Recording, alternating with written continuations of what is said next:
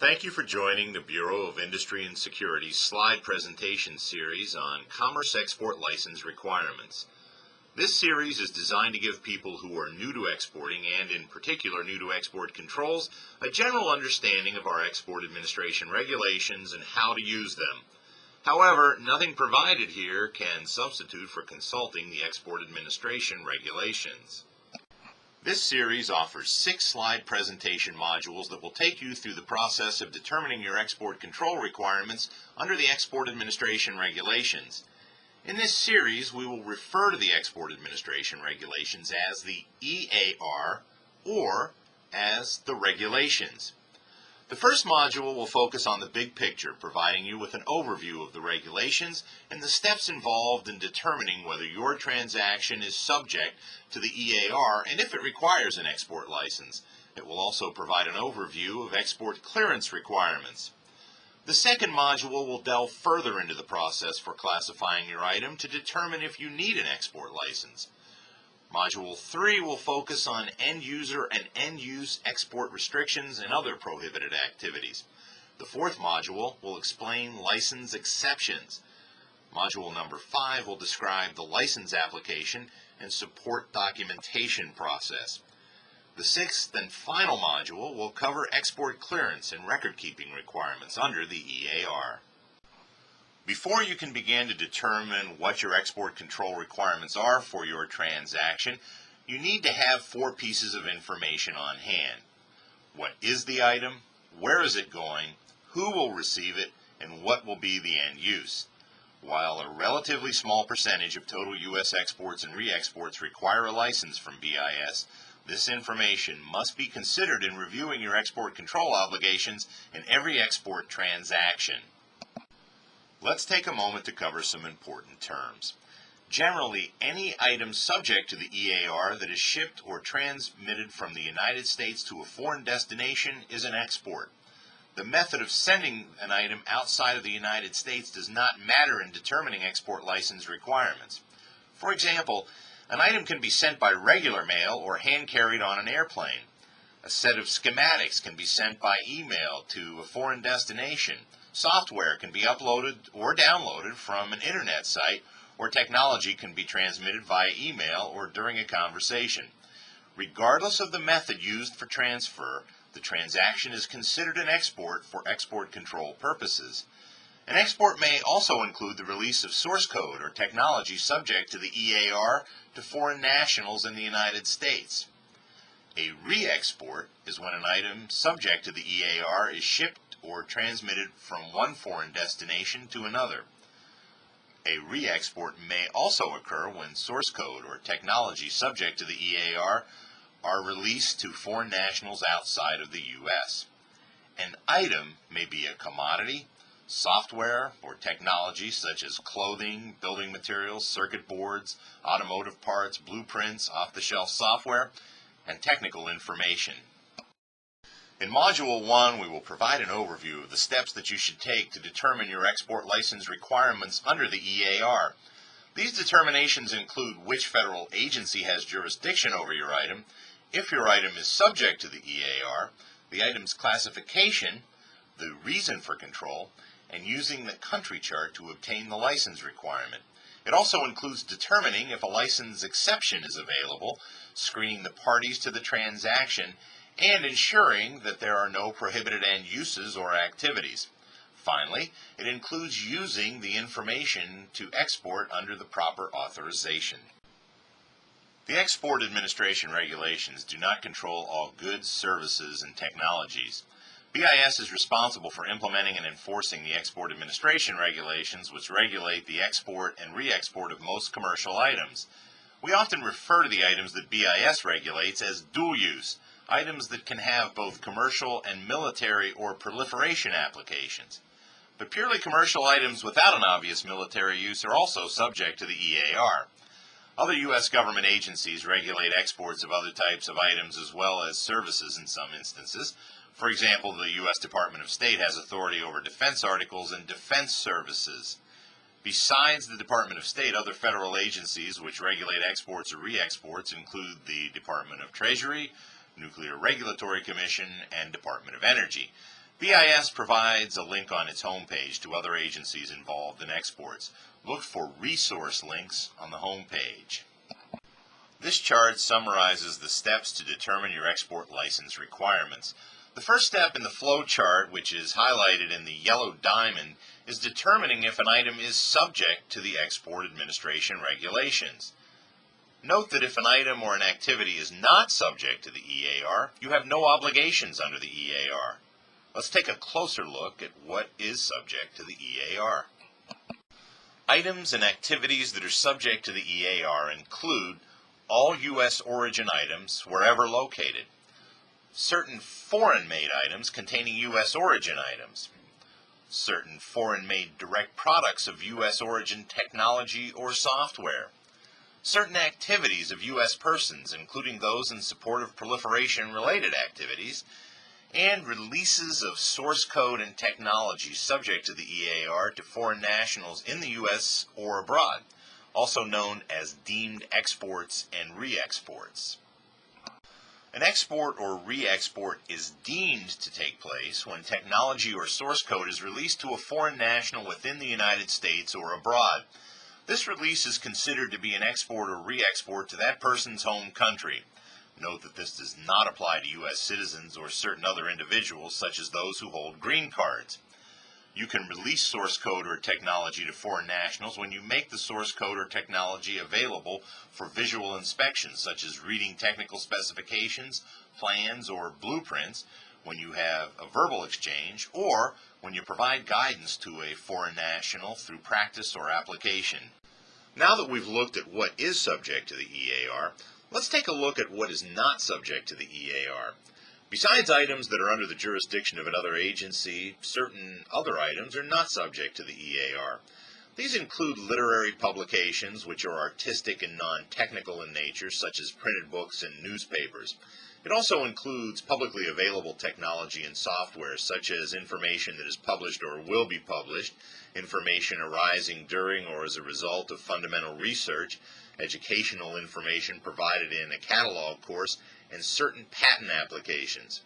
In addition, foreign-made items with less than the de minimis percentage of controlled U.S. content is not subject to the EAR.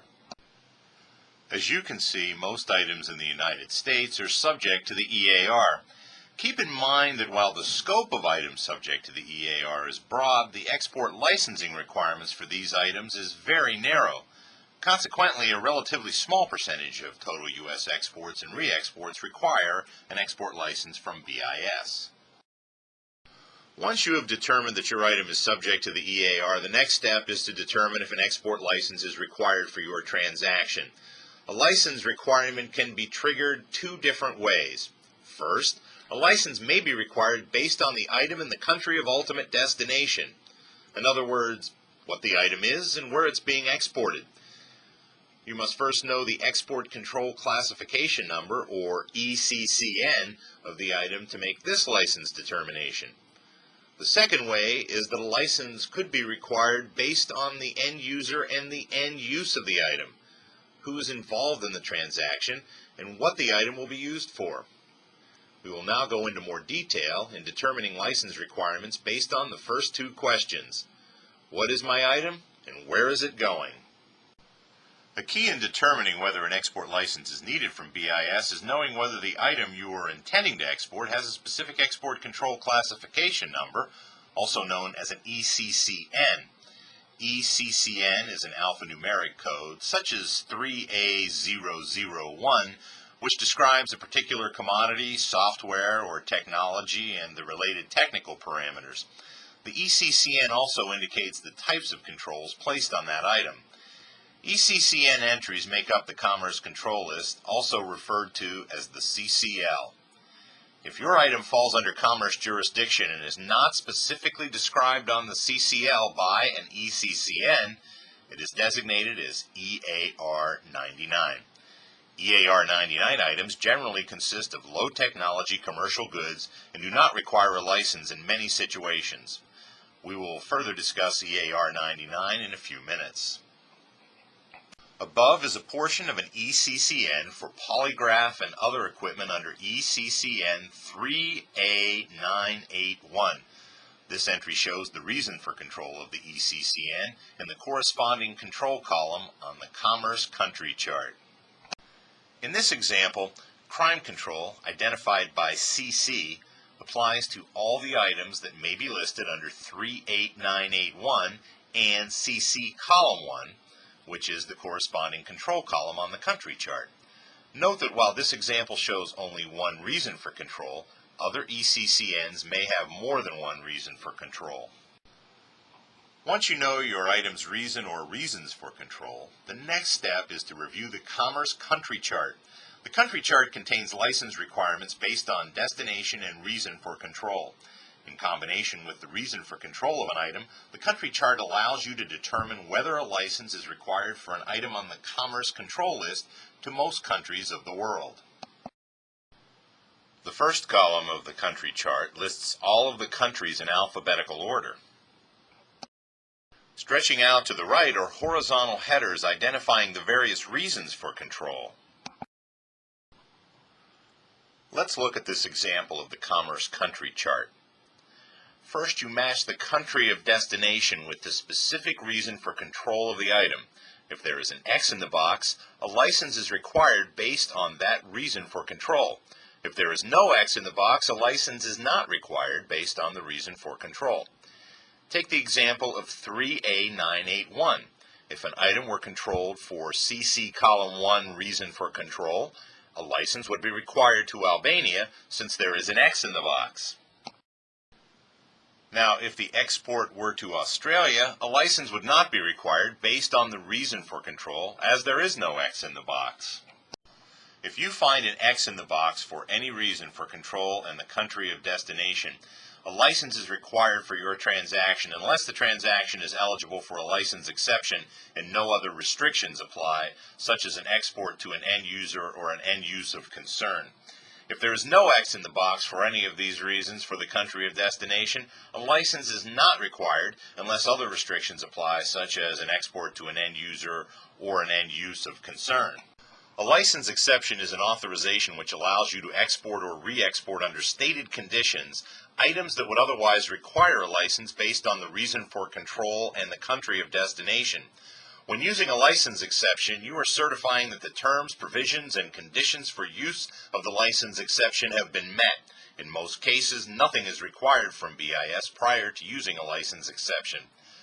There are many license exceptions contained in Part 740 of the EAR, which we will cover further in Module 4. If your item falls under commerce jurisdiction and is not listed by an ECCN on the CCL, it's designated as EAR 99.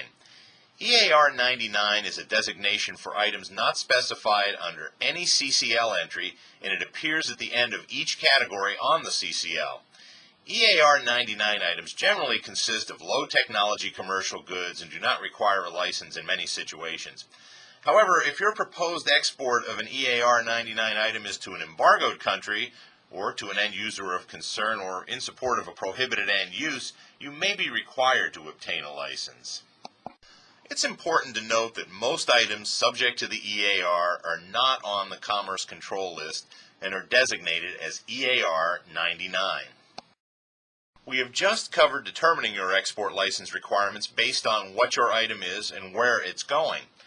We looked at the Commerce Control List, export control classification numbers, reasons for control, and the Commerce Country Chart. Now let's take a closer look at the second way a license may be required, specifically end user and end use controls. End user and end use controls may apply to any item under the jurisdiction of the regulations. These controls require an exporter to submit an export license application if the exporter knows or is informed that an export is for end uses involving nuclear, chemical, and biological weapons or related missile delivery systems, which would include certain rocket systems and unmanned air vehicles in destinations listed in Part 744 of the regulations. It's important to understand that these export license requirements apply to both items on the CCL as well as items that are EAR 99. Also, these export license requirements apply to transactions that otherwise meet eligibility for export under a license exception or no license required designation. We will further discuss these controls, including limited military and use restrictions, in Module 3. Certain individuals and organizations are prohibited from receiving U.S. exports. Others only may receive goods if they have been licensed, even for items that do not normally require a license based on the ECCN and Commerce Country Chart or based on an EAR 99 designation. For example, the Denied Persons List is a list of individuals and entities that have been denied export privileges.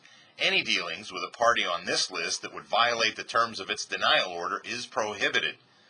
The Entity List is a list of individuals and entities whose presence in a transaction can trigger a license requirement under the EAR. The list specifies the license requirements that apply to each listed individual or entity. This is primarily a compilation of end users that have been determined to present an unacceptable risk of diversion to the development of weapons of mass destruction or their means of delivery. These license requirements are in addition to any license requirements imposed on the transaction by other provisions of the regulations. The above lists may be relevant to your export or re-export transaction and will be discussed in more detail in Module 3. BIS's Know Your Customer and Red Flag Guidance helps you identify and avoid situations that might violate the EAR. Abnormal circumstances indicating that the export may be destined for an inappropriate end use, end user, or destination are referred to as red flags. Red flag examples are orders for items which are inconsistent with the needs of the purchaser, or a customer declining installation and testing when included in the sales price. When red flags are raised, you have a duty to check out the suspicious circumstances and inquire about the end use, end user, or ultimate country of destination. Absent red flags or an express requirement in the EAR, there's no affirmative duty upon exporters to inquire, verify, or otherwise go behind the customer's representations. It's important not to cut off the flow of information that comes to your firm in the normal course of business. This could be regarded as self-blinding. For example, don't instruct your sales force to tell potential customers to refrain from discussing the actual end use, end user, and ultimate country of destination for the product your firm is seeking to sell. To counter the proliferation of weapons of mass destruction, the EAR restricts the involvement of U.S. persons anywhere in the world in exports of U.S. or foreign origin items or in providing services or support such as financing or forwarding if the person knows that the items or activity may contribute to such proliferation. This means that even if you're involved in a transaction related to an item that is not subject to the EAR, your activity may be subject to the EAR and require an export license. Note that the EAR also restricts technical assistance by U.S. persons with respect to encryption commodities or software.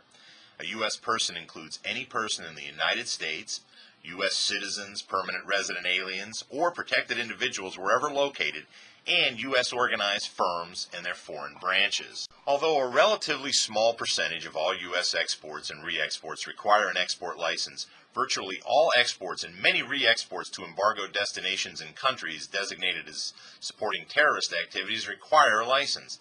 These countries are Cuba, Iran, North Korea, Sudan, and Syria. Part 746 of the EAR describes embargoed destinations and refers to certain additional controls imposed by the Office of Foreign Assets Control of the Treasury Department. Once you have determined that you can export using an export license issued by BIS, a license exception, or under no license required designation, and that no other restrictions such as end user or end use prohibitions apply, you will include this export control authorization information on your shipping documents. Both the Foreign Trade Statistics regulations of the Census Bureau and the EAR require that the shipper's export declaration or automated export system record be submitted to the U.S. government for many export shipments. The SED or AES record is used for export clearance purposes. The U.S. government uses it to collect and generate the trade data and as an export control document. On the SED or AES record, there are blocks or fields that request the license authorization and ECCN. In these fields, you enter either your license number and ECCN, the LE symbol and ECCN, or the designation NLR and ECCN when it's required. Your shipper will need this information if they are to complete your shipping documentation. It's important to remember that the SED or AES record is a statement to the U.S. government. If you make false statements, you may be violating the EAR. We will discuss further export clearance requirements from the EAR perspective in Module 6.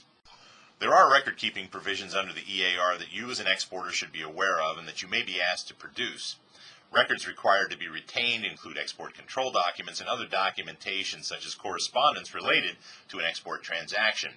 All records required to be kept generally must be retained for 5 years from the date of export, re-export, or other activities such as financing or transporting by a U.S. person in violation of Section 744.6 of the EAR. Originals must be maintained unless you meet the conditions of reproduction of original records. We'll further discuss record-keeping requirements when we arrive at Module 6. We have a variety of information available to you on the BIS website, including links to the Export Administration Regulations, the Commerce Control List, and also the List to Check. BIS also has export counseling staff available to you. They can help you with specific questions through one-on-one telephone counseling. And we also have enforcement offices nationwide that are available to assist you. The Department of Commerce's Bureau of Census maintains an AES support line and also an email inquiry address for questions related to AES filings. Thank you for taking the time to view Module 1. This module has provided you with an overview of the steps used in determining your export license requirements. These include determining the jurisdiction of your item and if it is subject to the EAR, classifying your item, identifying its reasons for control, using the country chart to determine your license requirements, and it also covers the concept of license exceptions, screening of parties to the transaction as well as prohibited end uses and activities. And finally, it's provided an overview of using the proper authorization for export clearance and record-keeping purposes. In Module 2, we'll go into more detail on the structure and formatting of the Commerce Control List, ways to classify your item, and also using the Commerce Country Chart.